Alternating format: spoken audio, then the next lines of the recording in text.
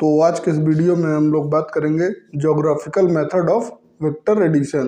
तो आज के इस वीडियो में क्या होगा कि अभी हम लोग ने देखा कि स्केलर का एडिशन कैसे होता है और वेक्टर का भी हल्का सा हिंट दिया गया था, लेकिन आज क्या होगा उसका ज्योग्राफिकल फॉर्म एनालिटिकल वाला नेक्स्ट वीडियो में आएगा, जो कि आप लोग को एग्जाम वगैरह में यूज़ करना है। लेकिन अगर कॉन्सेप्ट पे बेसिक फोकस करना है कि वो रूल आया कैसे, कहाँ से बना, तो ये आज उसका वीडियो, ठीक। और बाकी जो फार्मूला वगैरह निकलेंगे वो वाले कल वाले वीडियो में से, ठीक।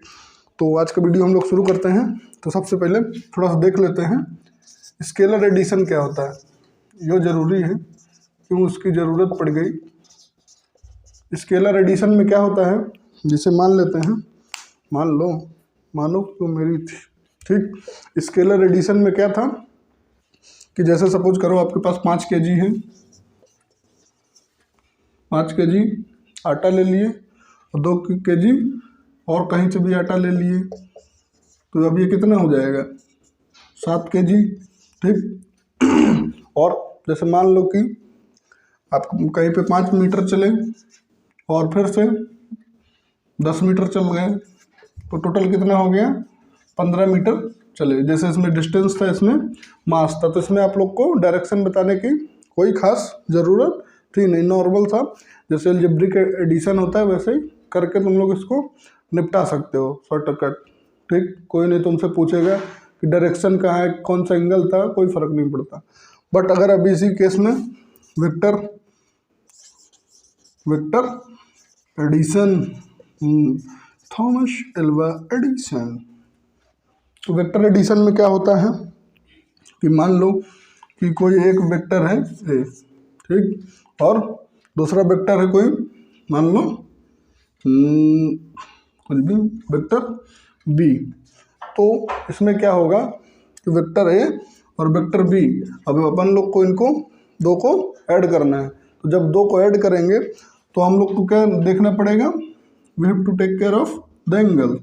इनके बीच में एंगल कितना बन रहा है, क्योंकि डिस्टेंस डिस्प्लेसमेंट मान लीजिए जैसे ये ए मीटर है वेक्टर ए और ये बी मीटर, तो इसका शॉर्ट जैसे इसको ड्रॉ कर लेते हैं, तो इसका जो होगा शॉर्टकट वाला यही होगा, shortest distance from initial point to final point.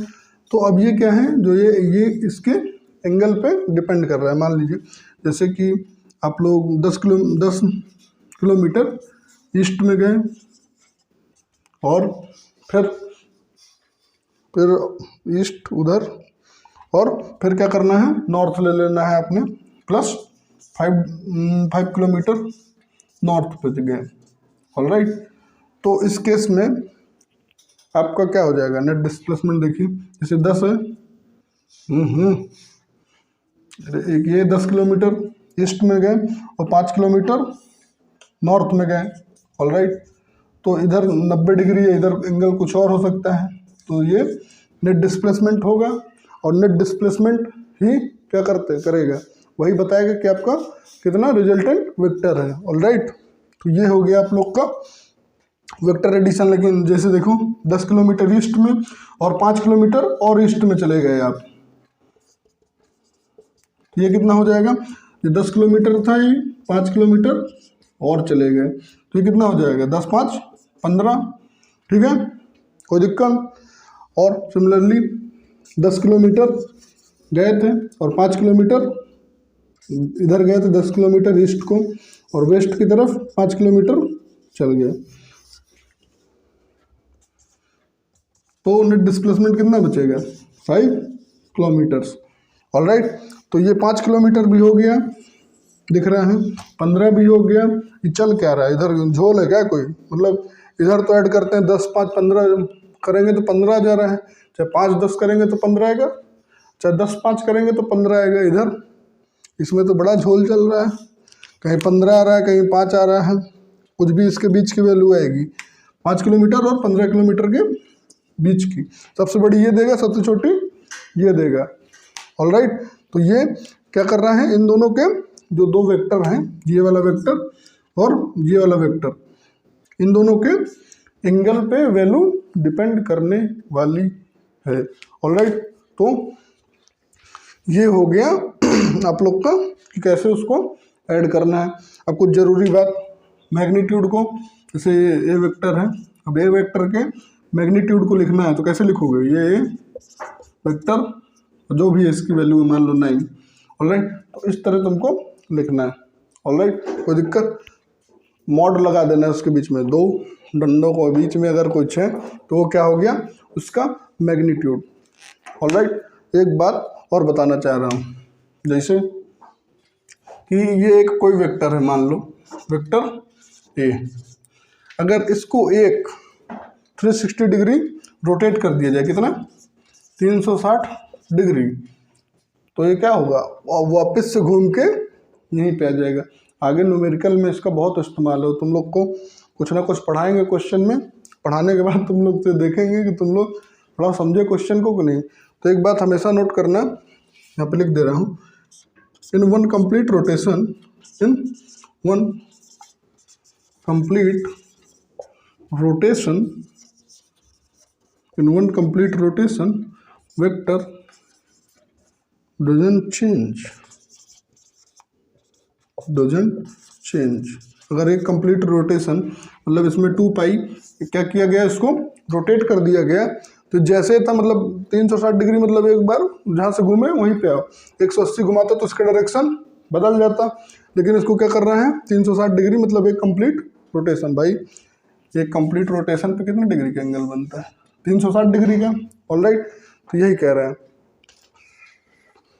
360 degree पे आप लोग क्या करेंगे, इसका कोई भी वेक्टर चेंज नहीं होगा, ऑलराइट। तो ये था, अब इसका क्या करते हैं, वेक्टर एडिशन को 2-3 रूल से अपन लोग क्या करते हैं, ऐड करते हैं। जैसे पहला ट्रायंगल लॉ ऑफ एडिशन, दूसरा पैरेललोग्राम, फिर तीसरा पॉलीगॉन। तो आज हम लोग उसका क्या करेंगे, ज्योमेट्रिकल फॉर्म, जो स्केल से बना के ग्राफ वगैरह में करेंगे, और एनालिटिकल मेथड जो होगा कल होगा। इसको क्या बोलते हैं, ज्योमेट्रिकल मेथड और ग्राफिकल मेथड। तो अपन लोग तीनों रूल को देखेंगे एक करके, और हो सकता है उसके एग्जाम्पल भी लगा लें। लेकिन ये वाला जो रूल है अपन लोग ज़्यादा यूज नहीं करते न्यूमेरिकल वगैरह में, क्योंकि कौन बनाएगा, सीधा फार्मूला रखो। तो फार्मूला वाला जो है उसको क्या बोलते हैं, एनालिटिकल मेथड। लेकिन आया कहाँ से, वो आज यहाँ पे आप लोग को पता चल जाएगा, ऑलराइट। तो इसको मैं अरेंज करूँ, फिर मैं आप लोग को बताता हूँ।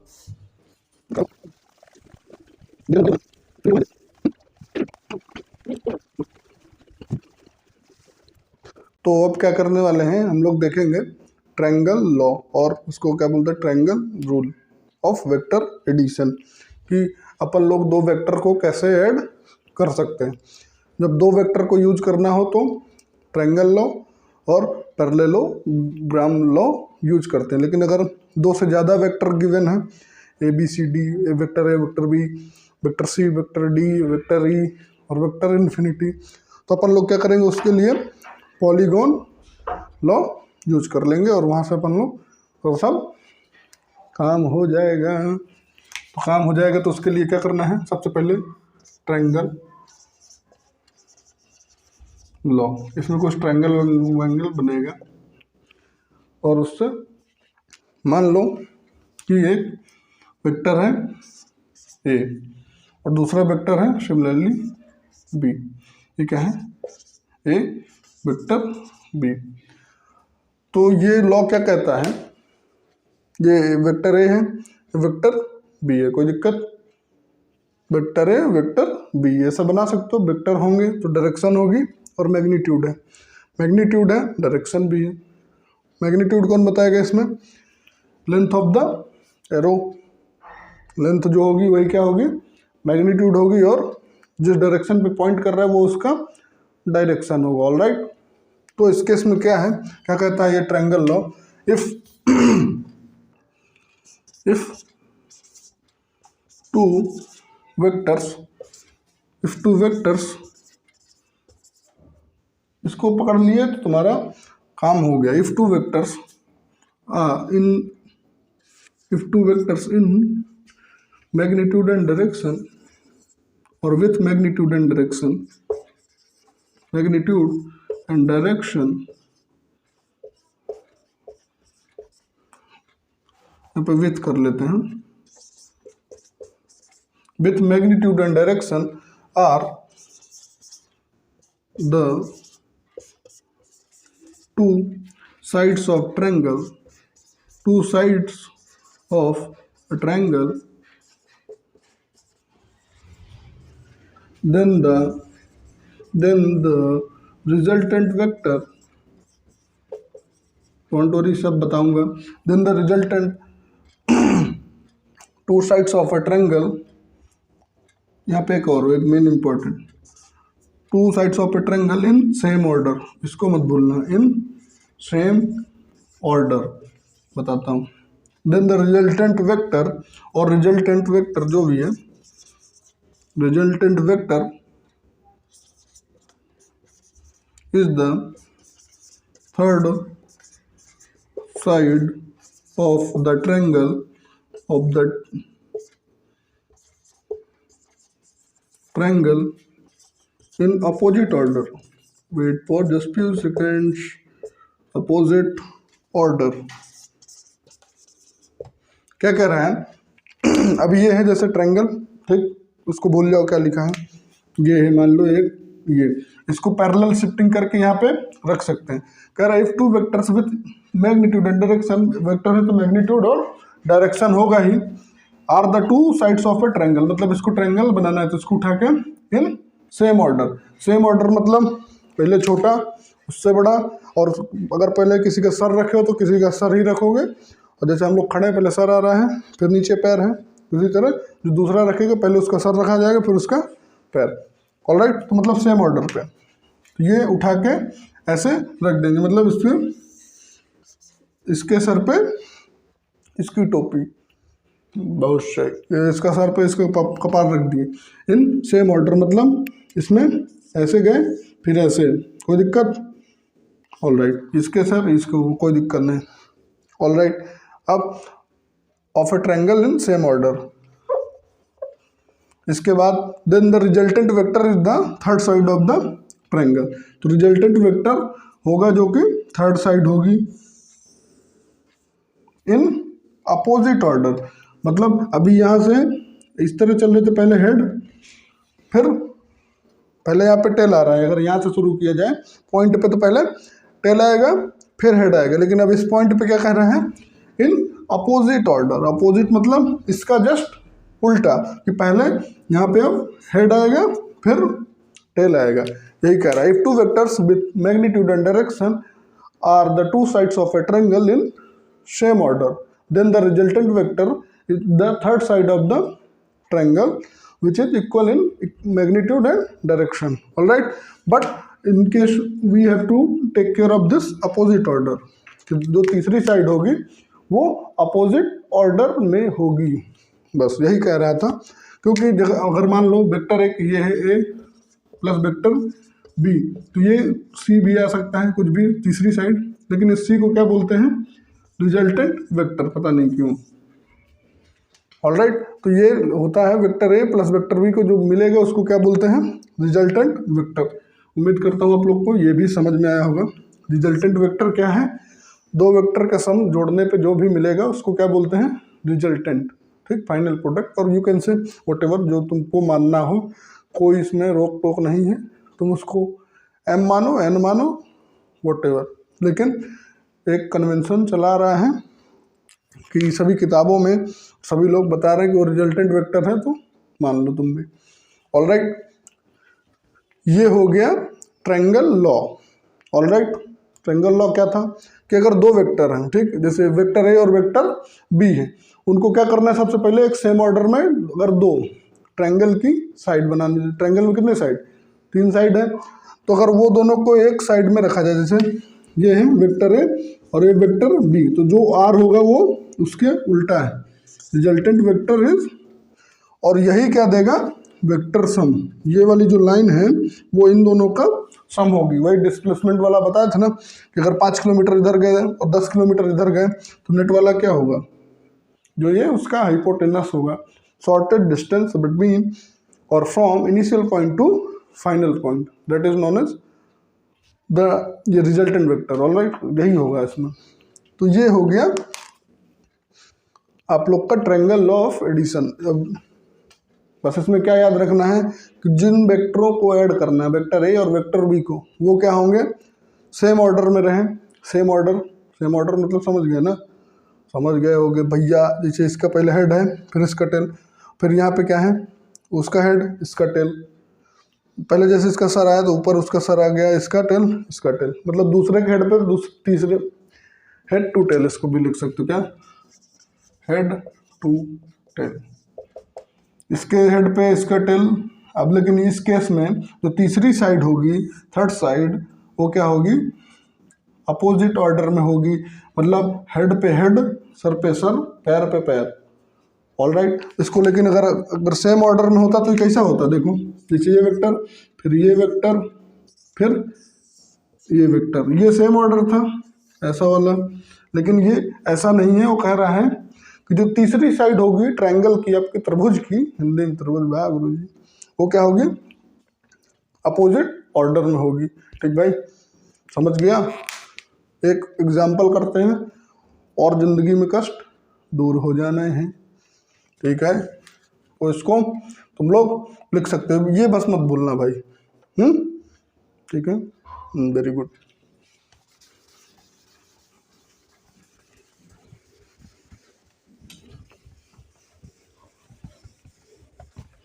ओ बेटा जी, किस्मत की हो, नरम कभी गरम, गरम कभी गरम, नरम गरम।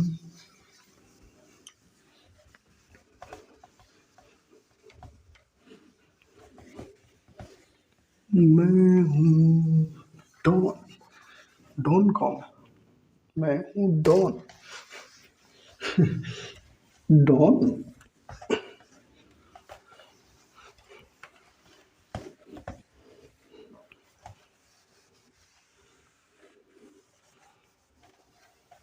अब क्या है, एक एग्जाम्पल देखते हैं। ठीक, कोई भी रैंडम से एक एग्जाम्पल लेते हैं। ऑलराइट, तेरी नजरों में मान लेते हैं, इफ, यहाँ पे कोई एग्जाम्पल क्या है, लिख लो एक वन। इफ ऐसा ही है रैंडम से कुछ भी। If a man travel 8 metre in east, then he take left, then he take left and travel 6 meter in, then he take left and travel in 6 meter in north। मतलब north में left अगर लिया है तो ऐसे तो तुम समझ जाओगे कि नॉर्थ में ही जा रहा है। Then find the net displacement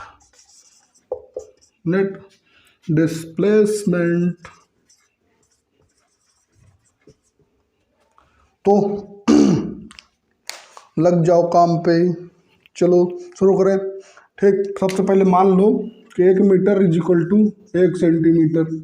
ठीक है, अब 8 मीटर की तो तुम बनाओगे नहीं ना, पता चले कमरे से बाहर हो गए तुम लोग। तो 1 metre is equal to 1 centimetre, क्योंकि अपने पास वो स्केल नहीं होगी ना यार, उसने जिसमें 1 मीटर हो। पता चल रहा है कि कपड़े की दुकान से उठा के ला रहे, गुरु जी 1 मीटर है, इसको नाप रहे हैं, 8-10 मीटर हो गया, तो ऐसा नहीं। तो क्या मान लेते हैं, 1 metre is equal to 1 centimetre. मानते बहुत, मानना आ गया गुरु, मैथ और फिजिक्स आ गए। तो अब मान लिए, तो कह रहा है कि 8 मीटर ईस्ट अभी क्या है, ये नॉर्थ, साउथ, ईस्ट, वेस्ट। तो कह रहा है 8 मीटर ईस्ट पे गया, 8 मीटर पहला वेक्टर 8 मीटर ईस्ट पे चला गया। फिर कह रहा है देन ही टेक लेफ्ट, ये वाला लेफ्ट, नीचे वाला राइट। ये तो ऐसे जा रहा है तो ये लेफ्ट, ये राइट। अब बाकी तुम लोग समझ लेना क्या कह रहा है। देन ही टेक लेफ्ट लिया इंटरवल 6 मीटर इन नॉर्थ, कितना 6 मीटर ऊपर गया नॉर्थ की तरफ। Then find the net displacement. Alright, क्या करना है, फाइंड द नेट डिस्प्लेसमेंट। जरूरी नहीं कि ऐसे गया हो, ऐसा वैसे कहीं पे भी ये जा सकता है। ऑलराइट, तो अब इसका सबसे पहले अब तीसरी साइड कैसी बनेगी, ये कैसे, ये वेक्टर ए है, वेक्टर ए किस में है, मान लो ये वेक्टर ए है, ये वेक्टर बी है। तो ये पहले हेड है, फिर हेड के ऊपर tail, head to tail, head tail, head tail, head tail, head tail, तो हेड टू टेल, फिर इसमें हेड। लेकिन ये तीसरी वाली कैसी लेनी है, अपोजिट ऑर्डर में, मतलब इसके हेड पे हेड, टेल पे टेल। इस पे क्या था, हेड पे टेल, हेड पे अब हेड, क्योंकि क्या है तीसरी साइड है। इसी को क्या बोलेंगे, रिजल्टेंट वेक्टर। तो ये क्या हो जाएगा बालक, 90 डिग्री है, दिख रहा है, वेरी गुड। तो अब आर कैसे निकलेगा, रिजल्टेंट वेक्टर निकल आएगा तो काम हो जाएगा, तो बात बन जाए। तो ये कैसे निकलेगी, पाइथागोरस। चचा, पाइथागोरस क्या कहते हैं, हाइपोटेनस इज इक्वल टू, मतलब square is equal to base square plus perpendicular square. तो उसमें हाइपोटेनस का स्क्वायर मतलब आर का स्क्वायर प्लस बेस कितना है ब्रो, 8 का स्क्वायर प्लस ये कितना है 6 का स्क्वायर। अच्छा, प्लस है कि यहाँ पे इक्वल टू, तो यहाँ पे क्या हो जाएगा, स्क्वायर इज इक्वल टू 8 का स्क्वायर कितना होता है 64 प्लस 36। ऑलराइट, तो ये कितना हो गया 100 हो गया। तो मतलब और वेक्टर इज इक्वल टू क्या हो जाएगा, under root is equal to 10 metre. तो ये कितना आ गया 10 मीटर। ऑलराइट, ये तो पता चल गया अपन लोग को कि इसकी क्या डिस्प्लेसमेंट कितनी है, कितने एंगल पे, वो कैसे पता चले, डायरेक्शन के लिए हमेशा क्या करना है, tan थीटा। आगे फॉर्मूला आएगा, यहाँ से हो सकता है 1-2 मिनट समझ में नहीं आया कि गुरुजी क्या कर रहे हैं, लेकिन जब अगला वीडियो कल वाला एनालिटिकल मेथड देखोगे तो वहाँ से पता चलेगा कि tan थीटा ही क्यों ले रहे हैं। ऑलराइट, डायरेक्शन के लिए, तो वहीं से वो डायरेक्शन निकलेगा। तो tan थीटा इसमें क्या हो जाएगा, tan theta Pandit Badri Prasad upon her हर भोले, सोना चांदी तोले पंडित बद्री प्रसाद अपॉन हर हर भोले, बम बम भोले, अपॉन हर हर भोले हो गया, सोना चांदी तोले। परपेंडिकुलर बेस, परपेंडिकुलर हाइपोटेनस, ये सब तो पता है, साइन कॉस टेन, सोना चांदी तोले, वाह। तो tan थीटा क्या होता है, ये है tan, इसको पकड़ लेते हैं, इसको पकड़ लिए, पकड़ने के बाद tan थीटा क्या है, परपेंडिकुलर, परपेंडिकुलर कितना है बालक 6 और बेस 8, तो कितना हो जाएगा 3/4, मतलब 3-4 वो वाला है, बेहतरीन। तो इसका अप्रॉक्सीमेटली आंसर आएगा, उसका 37 होता है, इसका कितना आएगा 36 समथिंग, कुछ भी देख लेना। तो ये हो गया 36 डिग्री। अभी ऐसा ही एग्जाम्पल था, ठीक, तुम लोग उतना मैटर नहीं करो, जब वो होंगी प्रॉपर वैल्यू तो उसमें तो प्रॉपर आंसर भी निकल के आएगा दोस्त। So don't worry, take a chill pill. Alright, तो ये हो गया, ये मतलब कितना है 36 डिग्री है। ऑलराइट, कितने हैं 36 डिग्री। तो अब यहाँ पे कोऑर्डिनेट पे ये था, मतलब ये कितना है 36 डिग्री। तो ये वाला कितना हो जाएगा, ये वाला कितना हो जाएगा, ये कितना हो जाएगा 90 में से 36 गया तो 4 और 5 54 डिग्री, कितना हो जाएगा 54 डिग्री। अब जैसे ये है, इसको उठा के यहाँ लाएंगे तो अपन लोग को ये वाला एंगल चाहिए होता है कि कितना झुका है, कितना टिल्टेड हुआ है, इसको स्ट्रेट जाना चाहिए लेकिन ऐसे हो गया, इतना कितना मतलब नॉर्थ एक्सिस से मुड़ा, तो इसमें क्या हो जाएगा, इधर चलना है, इधर से इधर, तो उसको क्या लिख देंगे 36 degree east from north, east from north. तो इसका एग्जैक्टली आंसर कितना है? 10 metre 36 degree east from north. तो ये हो गया आप लोग का। इसका भी कुछ पॉइंट में वैल्यू होगा, आई थिंक 36 कुछ भी हो, दो देख लेना तुम लोग। Alright, 36 degree east from north. तो पहले जिधर जा रहा है, जिधर यहाँ से था नॉर्थ में, मतलब ये अगर इसको उठा के यहाँ रखेंगे तो क्या हो जाएगा? तो ये कह रहा है 36 डिग्री गया था, टिल्ट किया ही, मतलब यहाँ पे कितना 54 डिग्री ये चल गया, 54 डिग्री ये भटक गया। अब सबसे पहले किधर आ रहा है? ईस्ट की तरफ, ईस्ट की तरफ ही आया। तो सबसे पहले उसको लिखो, ईस्ट कहाँ से आ रहा है? नॉर्थ से, ईस्ट फ्रॉम नॉर्थ। तो ये हो गया आप लोग का क्या, एक example triangle law of vector addition का। अब इसके बाद पैरेललोग्राम ब्रो, इसमें बस ये क्या याद रखना है कि जो भी दो वेक्टर हों, ठीक, पैरेलल शिफ्टिंग तो कल ही बता दिए थे, अगर अलग अलग दिए हों तो उनको उठा के तुम लोग रख सकते हो, ठीक, आजाद हो। ये दोनों सेम ऑर्डर में, और तीसरा वाला इसको ऐसे होना चाहिए था लेकिन ऐसे ऐसे होना चाहिए था, लेकिन ये गलत है। अगर ये सेम ऑर्डर, ये सेम ऑर्डर, तो ये वाला भाई साहब उनका पुप्पा उल्टा ही रहेंगे, पुप्पा। तो ये अब हमेशा क्या रहेगा? उसका उल्टा रहेगा, ठीक। तो यही क्या है? Triangle of vector addition. Alright bro, all set. तो ये हो गया एक एग्जाम्पल, और बाकी बहुत सारे एग्जाम्पल आज के क्या है समझ लो, कहाँ से ये फॉर्मूला बन रहे हैं। कल वाले में एक डेरिवेशन छोटा सा, उसके बाद तो एकदम जादू ही जादू दिखेगा, सब क्वेश्चन बनेंगे और तुम लोग हीरो हो जाओगे। फिजिक्स में हीरो, बॉलीवुड में नहीं पहुंच जाओगे तुम लोग, ठीक है। गुरु जी उठाए झोला, अब तो हीरो बना ही दिए, चल दिए बॉम्बे। और बॉम्बे में क्या होगा? वेलवेट होगा, करण जौहर मिलेगा तुम लोग को।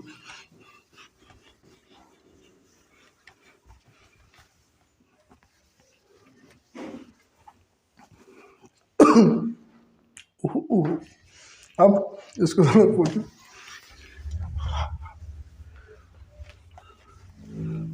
मुझे लग रहा है पहला मास्टर होंगे जो दो दो बार डस्टर यूज करता है।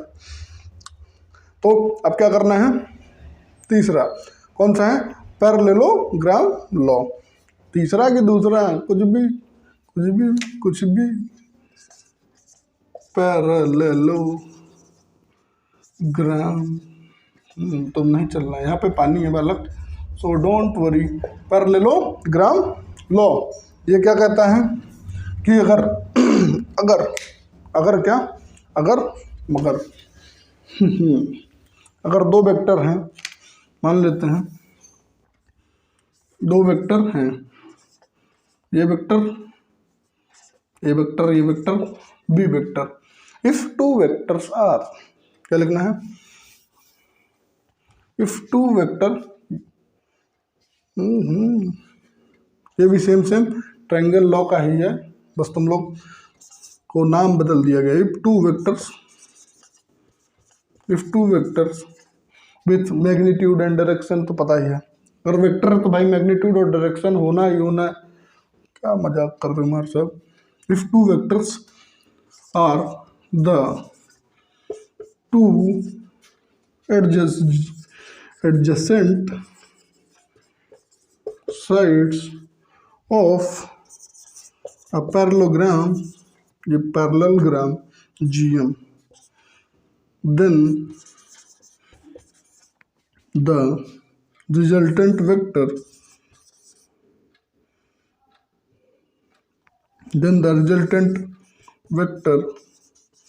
is given by the diagonal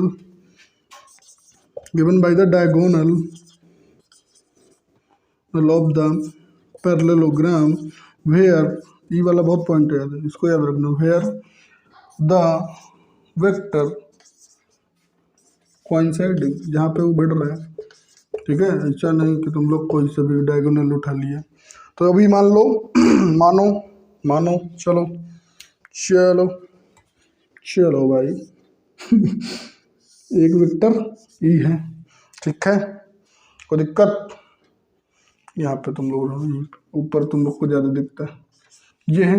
इसको क्या कर सकते हैं, इसमें क्या करना है, अब टेल टेल जोड़ना है सबको। उठाओ इसको, ये आ गया टेल, अब इसको उठा के यहाँ पर रख सकते हो, ऐसे सिमिलरली रख दी। बाकी तुम लोग साइज वाइज पे साइज और डायरेक्शन नहीं बदलना, कल ही बताया था मैंने। तो अब क्या होगा कि जो अब पैरेललोग्राम सबसे पहले कंप्लीट करो इसका, ये पैरेललोग्राम हो गया, पैरेललोग्राम। देखो इसमें क्या है, उसमें क्या था, हेड टू टेल था, इसमें सब टेल से टेल ही जुड़ रहे हैं, ठीक। तो ये टेल टेल तुम लोग याद रखना या लिख सकते हो, टेल टू टेल व्हाटएवर। अब इसके बाद जो रिजल्टेंट वेक्टर होगा, जहाँ पे वेक्टर कोइंसाइड कर रहे हैं, मतलब जहाँ पे लोग मिल रहे हैं, वहीं से जो निकलेगा डायगोनल, वही क्या होगा, इसका रिजल्टेंट वेक्टर होगा। ऑलराइट, ये जो आर होगा, ये वाला is equal to A plus B का सम होगा। इसी को क्या बोलते हैं, पैरेललोग्राम लॉ। थोड़ा गौर से देखो इसको एकदम सलीके से। अगर ये वेक्टर को, ये वाले को पैरेलल शिफ्टिंग करा के यहाँ पहुँचा दे, ये वाले को उठा के यहाँ पहुँचा दे, ये तो ससुरा ट्रायंगल लॉ है। देखो जैसे ये था, अब इसको उठा के सिमिलरली इसको क्या किए, पैरेलल शिफ्टिंग अलाउ है, ठीक है, कुछ भी हो सकता है। तो पैरेलल शिफ्टिंग इसको उठा के जब पैरेलल शिफ्टिंग करनी है, तो एक बात का हमेशा याद रखना है कि ना उसका मैग्नीट्यूड चेंज हो, ना उसका डायरेक्शन चेंज हो। ऐसा नहीं कि 4 था गुरु, एक दी और बढ़ा दिए 5 हो गए, तो ऐसा नहीं करना। 4 है तो 4 ही रहे, 5 है तो 5 ही रहे, और डायरेक्शन अगर ईस्ट पे है तो ईस्ट पे ही रहे। ऑलराइट, उसके डायरेक्शन और मैग्नीट्यूड पे कोई बदलाव नहीं। ऑलराइट ब्रो, सो अब ये जो रिजल्टेंट होगा वो क्या हो जाएगा, उसका ए प्लस बी का सम होगा। ऑलराइट, तो ये तो ट्रायंगल लॉ है, ये मजाक कर दी मार साहब, टोपा पहना दिए हमको, तो बालक ये दिया हुआ है। बाकी ये दोनों भी पॉलीगॉन लॉ से निकल सकते हैं, उसमें कोई फर्क नहीं पड़ता। ऑलराइट, तो ये हो गया पैरेललोग्राम लॉ, ये लॉ। ऑलराइट, तो अब इसके बाद है पॉलीगॉन लॉ, तो इसको आप लोग नॉर्मल साइड कर सकते हैं। इसको एक एग्जांपल से और आप लोग समझ सकते हैं। जैसे यहाँ पे एक मान लो, यहाँ पे क्या है, तुम लोग चौकी, बेड जिस पे तुम लोग लेटते हो, ठीक। यहाँ से क्या कर रहा है तुम्हारा भाई, 50 न्यूटन का फोर्स लगा रहा है। यहाँ से तुम्हारी बहन वो कितनी कर रही है, वो भी मान लो 50 न्यूटन का ही लगा रही है। 50 न्यूटन का फोर्स इधर से लगा रहे हैं उस कोने से, 50 न्यूटन का फोर्स उधर से, मतलब 50 न्यूटन इधर से, 50 न्यूटन इधर से। तो अब ये बेड किधर जाएगा, दिमाग लगाओ भाई, ये भी सेम फोर्स लगा रही, ये भी सेम फोर्स लगा रही, तो धीरे धीरे देखोगे तो ये इस डायरेक्शन में चलना शुरू हो जाएगा, क्योंकि इसका भी फोर्स ज़्यादा नहीं है, इसका भी ज़्यादा नहीं है। अगर मान लो अब ये तुम्हारी बहन का क्या है, थोड़ा शरीर वरीर बना है हमारी तरह, तो क्या है उसका 60 न्यूटन हो गया, इससे 10 न्यूटन ज़्यादा। तो ये वाला बेड क्या करेगा, जिसकी पास ज़्यादा पावर उसका ही बेड, ठीक है। तो ये क्या हुआ, ये स्लाइटली इधर से शिफ्ट करना शुरू कर जाएगा। क्यों, क्योंकि इसके पास ज़्यादा ताकत है, ठीक है, ज़्यादा पावर है, बहुत पैसा है इसके पास, पकड़ो उसको। तो ये यहाँ पे क्या है 60 न्यूटन। ऑलराइट, तो जिसका फोर्स ज़्यादा होगा हल्का उसी की तरफ चलने लगेगा। अगर दोनों का फोर्स बराबर है तो आप लोग ऐसा जैसे रस्सी में किसी को बांध दो और क्या करो, दोनों लोग बराबर तो उसको खींचोगे, तो क्या करेगा ना इधर जाएगा ना इधर, इधर से करोगे तो ये बैलेंस कर देगा, इधर से करोगे तो वो बैलेंस कर देगा। तो बंदा क्या हो जाएगा, कैमरे की तरफ सीधे भागते हुए चलाएगा। लेकिन गजब होगा, अगर सामने कोनो पेड़ आ गया तो उसका तो सर भी गल सकता है। तो ये हो गया 60 न्यूटन, ये हो गया 50 न्यूटन। ऑलराइट, फोर्स जब लगेगा तो उनके बीच हमेशा जो तुम भी रहो, जो रिजल्टेंट होगा वो हमेशा बीच से निकलेगा, क्योंकि फोर्स ये किधर से लगा रहे किधर से लगा रहे, वो बंदा जाए क्या मर जाए, बीच से अपना चलेगा, किसी की नहीं सुनेगा। तुम भी बराबर चलो, लेकिन अगर ये ज़्यादा हो गए तो ये भाई साहब उड़ जाएंगे।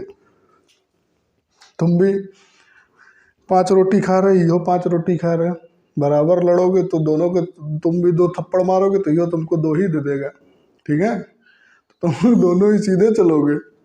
लेकिन अगर थोड़ा सा अच्छा खा पाया, मिल गया कहीं से जुगाड़ उसने सेट किया, मम्मी को पटा लिया, और इसके बाद मम्मी ने इसको क्या किया और खिलाया, दूध बढ़िया पिला दिया, तो इसके पास अब मान लो कि काफ़ी ताकत आ चुकी है, 5 की अपेक्षा में इसके पास बहुत हो चुका। इसके बाद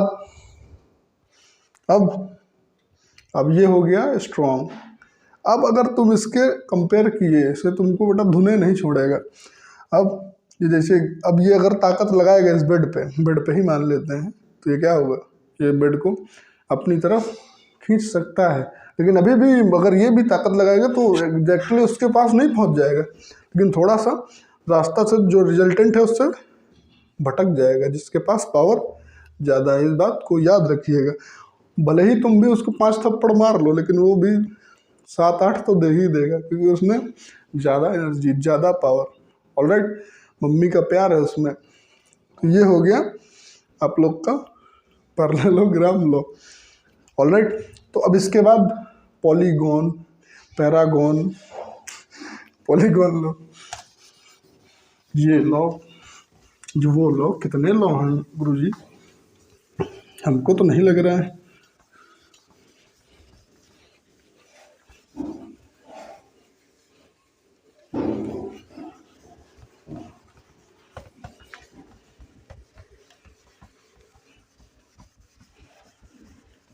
पॉलीगॉन लॉ कब यूज करते हैं, जब अपने पास 2 से ज़्यादा दिए हों। अगर 2 ही वेक्टर है तो ये लोग निपटा देंगे, अगर छोटा है तो ये लोग सब इसको निपटा देंगे, आगे जाने की कोई ज़रूरत नहीं, आगे बाऊ है मैं, तुमको बाऊ मारेंगे।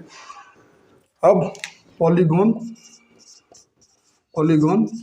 लॉ, पॉलीगॉन क्या होता है, closed figure with lot of sides, कितनी भी साइड्स हो सकती है, 2 भी वाला भी, 3 वाला भी, 4 वाला भी, 5 वाला भी, वोटेवर, वो सब पॉलीगॉन है। ठीक, पॉलीगॉन में क्या होता है, जैसे मान लो एक वेक्टर ए है, वेक्टर ए, फिर वेक्टर बी, फिर वेक्टर सी, वेक्टर डी, कुछ भी ऐसे ऐसे जा रहे हैं, ये वेक्टर ई, ये सब दिए हुए हैं इतने सारे। तो पॉलीगॉन लॉ में क्या कहता है, इसको क्या बोलते हैं, हेड टू टेल।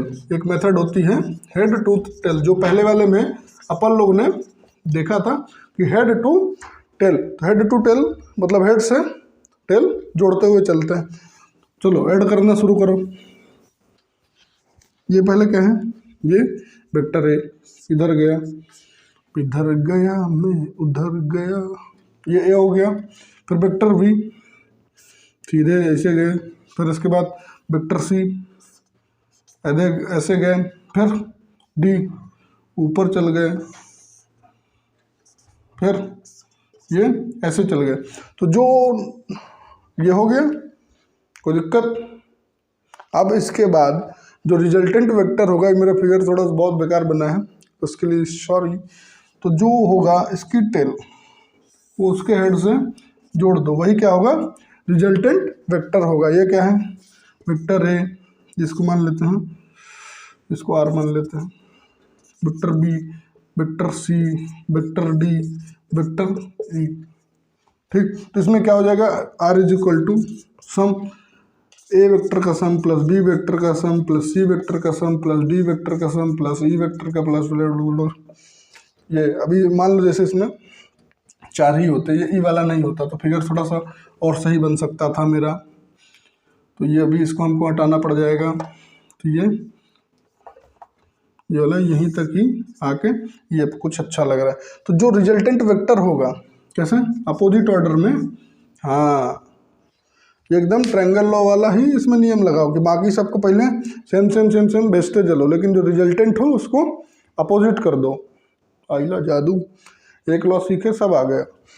ठीक, तो ये बाकी सबको पहले same order same order same order, और जब पता चला कि सबका ऑर्डर खत्म हो गया अब हमारा ऑर्डर चलेगा, तो इसके लिए उल्टा चल दो कि अभी इधर से आ रहे थे, नहीं अब हम लोग ऐसे जाएंगे क्लॉकवाइज। अभी ये क्या था, काउंटर क्लॉकवाइज, ये CW मतलब क्लॉकवाइज। ऑलराइट, तो ये हो गया पॉलीगॉन लॉ। और ये हमेशा कब यूज होता है, it is used when it is used का स्पेलिंग गलत, when more than two vectors are given. Alright, it is used when more than two vectors are given. दो तक होगा तो ट्रायंगल लॉ और पैरेललोग्राम ही क्या करेंगे, समेट लेंगे अपने में, कोई दिक्कत, ठीक है। चलिए अब इसके बाद दो ठे प्रॉपर्टीज हैं वो भी आप लोग जान लो, और बाकी इसके एग्जाम्पल जो हैं बेहतरीन वाले वो कौन से वाले पे, एनालिटिकल वाले पे ही मिलेंगे तुमको, एकदम जेईई मेंस एडवांस वाले और नीट के भी। नीट वाले तुम लोग परेशान मत हो, डोंट वरी, भाई है आप लोग का, ठीक। चलो अब इसके बाद पेश करते हैं दो इम्पोर्टेंट प्रॉपर्टीज। अभी ये प्रॉपर्टी का समझ में नहीं आएगा, लेकिन जब तुम लोग इसके कभी क्वेश्चन आगे करोगे तो विद इन सेकेंड्स आप लोग को पता चल जाएगा कि ये तो ये वाली प्रॉपर्टी तो हो जाएगा। अब सबसे पहले commutative vector law, vector addition ये फॉलो करता है। Vector addition follows, vector addition follows, पहला कम्यूटेटिव प्रॉपर्टी। कम्यूटेटिव प्रॉपर्टी मतलब जैसे मान लो ये क्या है, vector A plus vector B is equal to क्या आएगा, रिजल्टेंट। देन दूसरा मान लो vector P plus vector Q is equal to, नहीं तुम लोग का इसमें एग्जाम्पल गड़बड़ा जाएगा, यही सेम मानना है इसमें। दूसरा क्या है, vector B plus vector A is equal to R, तो ये रिजल्टेंट क्या है, सेम है, तो ये वाला भी सेम हो जाएगा। Vector A plus vector B is equal to vector B, यहाँ पे लिखूंगा vector B plus vector A, ये हो जाएगा क्योंकि इसमें क्या है, रिजल्टेंट दोनों के सेम है। अब तो इस केस में क्या करना है, दोनों आर ही हैं, ठीक। तो vector A plus vector B is equal to vector B plus vector A, ये अपन लोग को दिखाना है कि कैसे कर सकते हैं। अब चलें शुरू करें। मान लेते हैं ये क्या है, वेक्टर ए और ये वेक्टर कम, इस वेक्टर ज़्यादा लग रहा है, टेढ़ा मेढ़ा। ये क्या है, वेक्टर बी है। सबसे पहले वाले में क्या करना है, पहले वाले का बनाते हैं A plus B vector is equal to R. चले ये वेक्टर ए है, दूसरे में हेड टू टेल जोड़ो इस पर, ये क्या है वेक्टर बी।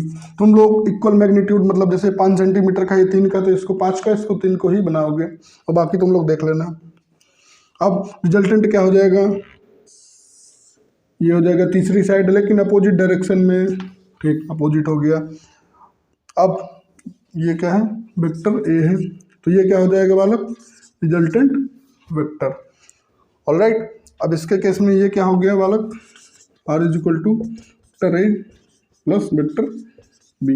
ये कोई दिक्कत नहीं होना चाहिए, कूटेंगे तुमको। ट्रायंगल लॉ नहीं समझ में आया। अब इसके बाद दूसरे वाले में क्या करना है, बी प्लस ए। सबसे पहले बी बनाया जाए, ये बी है। अब ये वाले को उठा के तुम लोग क्या कर सकते हो, खसका सकते हो, पैरेलल शिफ्टिंग कर सकते हो कि नहीं, हाँ वेरी गुड। ये क्या है, वेक्टर बी। या तो इसको उठा के ऐसे ऊपर ले आओगे, फिर ऐसे कर दोगे यहाँ पे भी, तो कोई दिक्कत नहीं होगी। या तो इसको उठा के ऐसे, लेकिन यहाँ पे क्या करना है, जैसे ये है, अब इसको उठा के ऊपर ले जाओ, हाँ पैरेलल शिफ्टिंग किए, तो ये क्या हो गया, नहीं नहीं नहीं नहीं नहीं, नहीं गलत, टेल, हेड टू टेल। अब जो ये तीसरा होगा, हम लोग को थोड़ा सा साइज में, अरे यार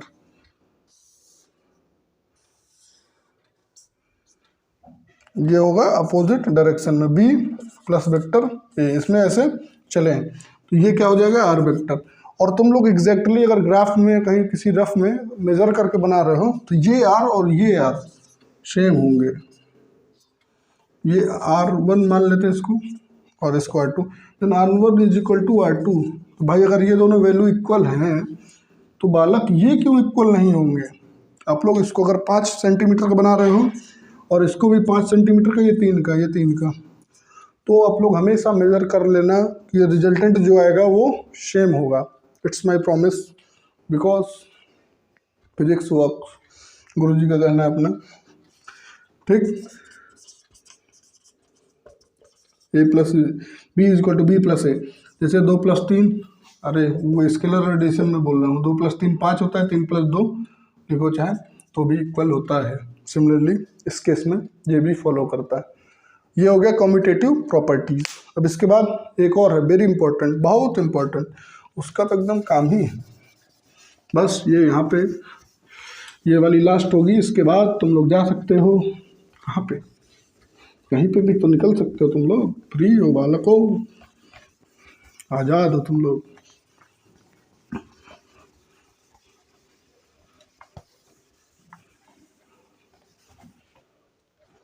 ये मेरा बोर्ड में पता नहीं क्या हो जाता है, लिखने के बाद इसमें छप जाता है।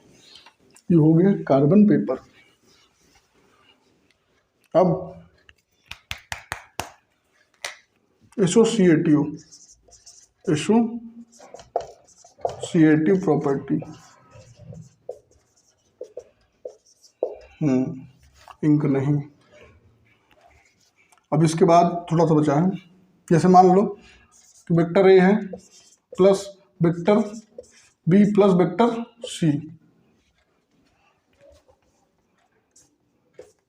वेक्टर ए इज इक्वल, मैं थोड़ा सा इसमें इंक डालूँ, आप लोग उसको थोड़ा सा देखो, कुछ ना कुछ तो दिखेगा ही। दिख रहा है, क्या दिख रहा है बालक? उसकी ज़िंदगी में कष्ट आने के कारण मुझे इसको नहलाना पड़ रहा है। बस बस बस हो गया, इंजेक्शन लग चुका है।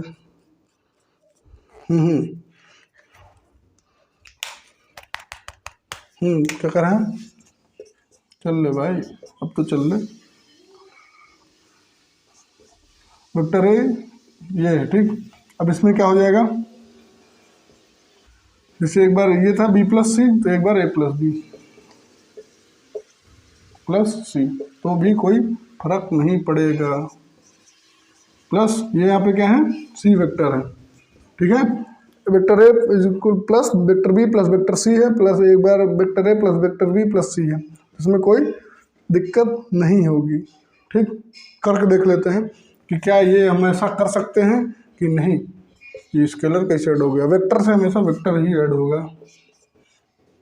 अब सबसे पहले सॉल्व करते हैं, बी प्लस सी बनाना है, मतलब 3 ट्रायंगल है, कुछ भी मान लेते हैं, जैसे पॉलीगॉन से ये सॉल्व होगा। ये वेक्टर ए है, ठीक, ये वेक्टर बी है और ये वेक्टर सी है, ठीक। Vector A, vector B, vector C, तो नेट रिजल्टेंट क्या हो जाएगा, नेट डिस्प्लेसमेंट तीसरी साइड, वो भी अपोजिट ऑर्डर में कर दिया, तो ये क्या हो जाएगा रिजल्टेंट इसका। अब अपन लोग को किसमें देखना है, ए बी सी, कह रहा है बी प्लस सी, जो बी प्लस सी होगा, कौन सा, बी प्लस सी, बी प्लस सी का मतलब बी और ये, तो इसमें क्या है अपोजिट ऑर्डर में। ये ट्रायंगल को देखो, सिर्फ बाकी बाकी भूल जाओ, मतलब बी प्लस सी देखो जो ब्रैकेट में लिखा हुआ है, तो ये बी प्लस सी में ये वाला क्या हो जाएगा, ये वाला आर, यहाँ पे देखना तुम लोग, ये R vector is equal to क्या हो जाएगा, बी प्लस सी। अब ये ए और ये B plus C is equal to R, कोई दिक्कत, ये ए हो गया, ये क्या हो गया vector B plus vector C, यही रिजल्टेंट हो जाएगा। R1 मान लेते हैं इसको, तो क्या हो जाएगा B plus vector C is equal to ये आर। दूसरा अब देखो ये वाला, इसमें भी ऐसे सेम बना लेते हैं इसको। अब ऊपर, फिर बहुत ऊपर, फिर थोड़ा सा मेरा फिगर में मिस्टेक हो तो तुम लोग एडजस्ट कर लेना, अपोजिट ऑर्डर में होना चाहिए, ठीक है। अब सबसे पहले ये आर, अब क्या कह रहे हैं इसमें, पहले सबसे पहले ए प्लस बी को ऐड करने के लिए क्या चाहिए, इसको रिजल्टेंट जोड़ दो, वो भी अपोजिट ऑर्डर में, ये सेम ऑर्डर में थे, ये अपोजिट ऑर्डर में, तो ये क्या हो जाएगा, मान लेते हैं R2